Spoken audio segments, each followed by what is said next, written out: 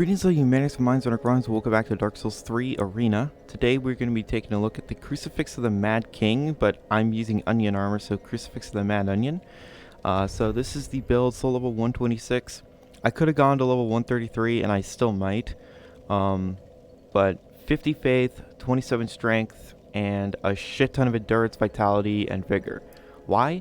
Because this entire set is very heavy. Anyway. It's I have the sacred. I have this for regen, and this to regen my FP and invasions, and the Saint's Talisman. So when I buff, all my buffs here.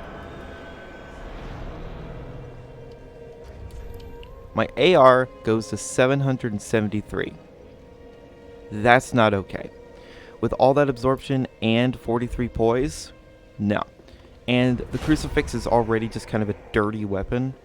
Because this combos into itself, which is the L2s, has a lot of hyper armor. R1, L2 weapon art is a true combo. I got the poise buff there. There's two others. There's a Vexation Orb that will just explode on you and your opponent and everything else around. Hurt everything. And there is a Scream. Let me see if I can't get the Scream. That's what I'm looking for. That Scream will probably finish the opponent off. So let's go into the arena and see how well I do. I've been doing pretty good with this weapon, to be honest. I've done invasions with it. I did like a really long, like 25-30 minute long invasion with this weapon, and it handled it no problem. I really should have recorded it. It was quite the battle. Mostly just a cowardly host.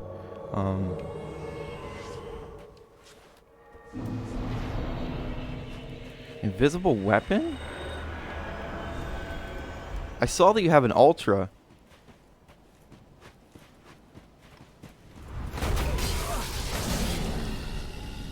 That was a lot of damage. Come here.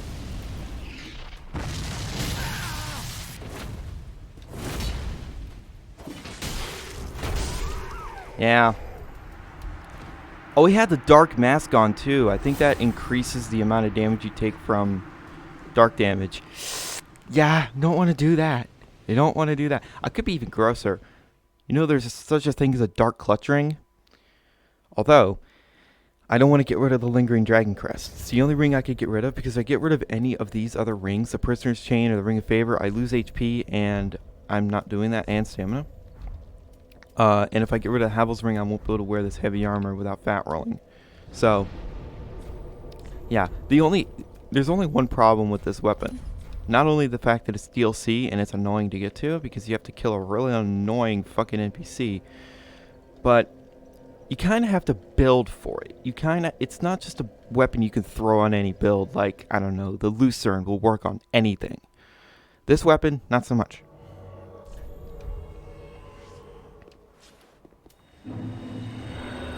Okay. Yeah, you're not parrying. You are not parrying this. I feel so bad for this guy.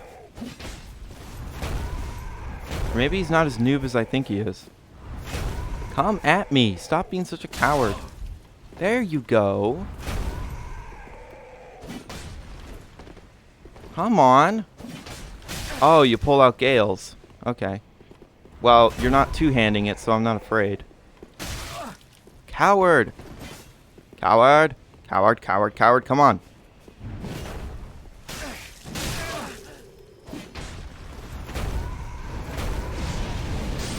Shit, I didn't expect him to have pyromancies.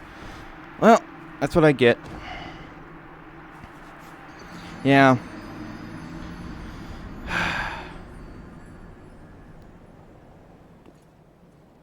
Oh well. Shit happens. I'm not gonna say that I am perfect with this weapon, because I'm not. I've only had this weapon for maybe 12 hours total, because I had to go through New Game Plus, not only to level up, but also to get Dark Blade, because I forgot about it. Like an idiot. I have other weapons too. I have a Drakeblood Greatsword that's heavy infused, and if I use Lightning Blade on it, that AR rivals this AR. But there's that. Is that guy using a Flamberge?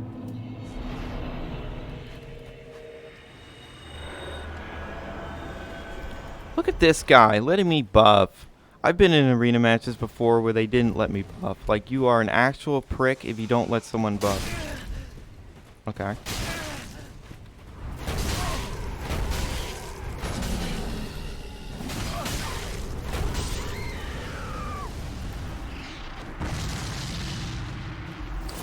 Ah. Yeah, I did nearly die, but whatever. This build really is meant for trading. And yeah, the R2s on this thing is same as the Great Club. For some reason, like, it needs this R2. That R2 is amazing. It can roll catch, it can catch people off guard, fully charge it will fling enemies. It's great. Like, there really is like no downside to this weapon other than the fact that it's a DLC weapon and you have to center a build totally around it. Unlike most other weapons in this game. Something like the Moonlight Greatsword, you could have spells too. Oh boy, great mace.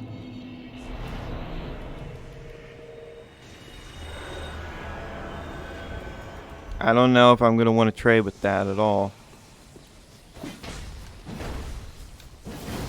Yeah, you got a combo. I got one too.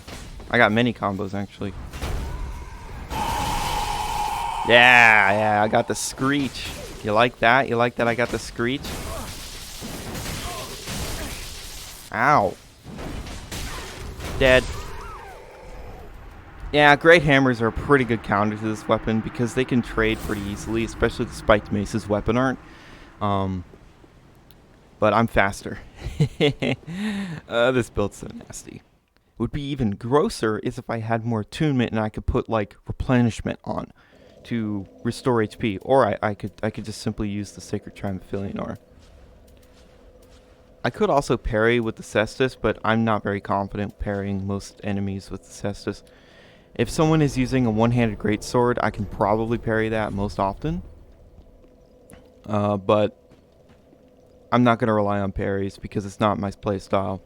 I'd rather just, you know, kill the enemy and not try and do something fancy. So, I could also have less stamina and more health. Oh no. He's doing my build, but I have more poise than him. Are you one-handing it? That's your mistake.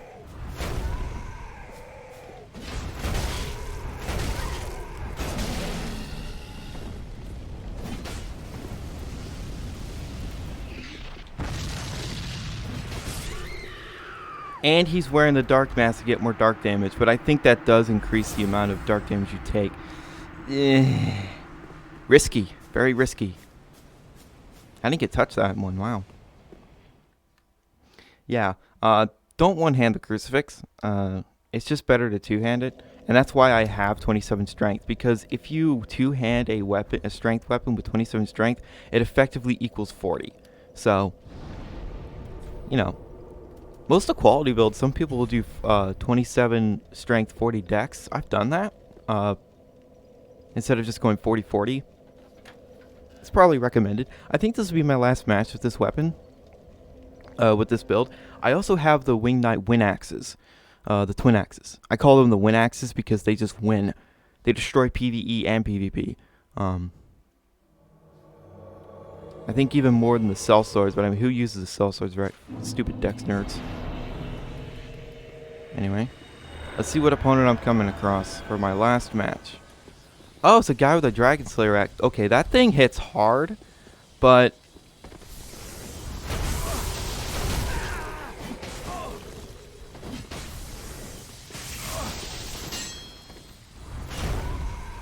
I don't care about your lightning arrow at all, dude.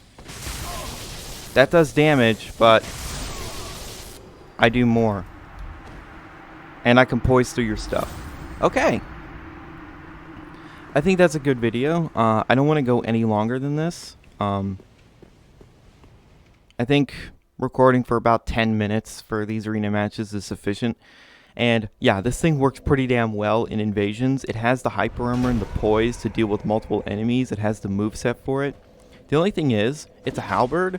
And this can be parried, but if you just, fake it out or do this kind of stuff, you might not get parried. Unless you're going across someone who's really good at parrying or spamming.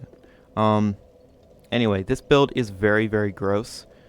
But again, I do have other weapons. I have my heavy lucerne, of course, because lucerne's practically my favorite weapon in the game, other than, I think the Crucifix is probably my favorite now. And I have the heavy Drake Blood, and this thing with Lightning Blade does so much damage. Same thing with the Wing Knight Axes. I know they're probably more potent with Dark Moon Blade, but I don't have that. Lightning Blade works just as well, and a lot of enemies do not have very good lightning absorption in PvE and PvP. You want to break the game, just make a Faith build centered around the Twin Axes and lightning infuse them, or Blessed infuse them, or just do a heavy strength build with like bundles and you'll destroy PvE pretty easily. Actually, the damage is stupid. If it's weak to lightning, use lightning. If it's not, use dark most of the time. Anyway, that's the Crucifix of the Mad King. It is an absolutely monstrous weapon. It's gross, okay? There is no other way to say it. It's gross. It's disgusting. I do not condone using this weapon. However, I don't care because, well, I'm tired of being ganked, and this thing is kind of the gank destroyer. Because a lot of Phantoms, for some reason, do not level their HP. Like, I hit them once and they die, and I'm like, wow, you really should have put more HP on your build. Again, here are the stats if you want to check it out. Probably could do with less vitality. You probably don't need this much vitality to wear the Katarina armor, but I just wanted to. I wanted to make sure I could. And this way I could have these here. I could also... no, I don't have enough vitality for that. I mean, if I lightning infuse a straight sword, I could have that as a backup, which I might do, actually. I might take that long sword and lightning infuse it just as a backup, or to finish someone off who's running, or to break someone's shield or something. Anyway, that's the Crucifix of the Mad Onion. This build is stupid, and there's so many positives with it and very little negatives. The only negative really is me. I'm not very good, but I am getting better. I improve. The more I fight, the more I improve. So, I hope you guys enjoyed this. Let me know your thoughts on the Crucifix of the Mad King. Do you love it? Do you loathe it? Is this the only weapon you use in PvE or PvP because it acts like nothing else in this game? Seriously, this thing feels like it's out of Bloodborne. Anyway, thank you guys so much for watching, and remember, in Trilby, we trust.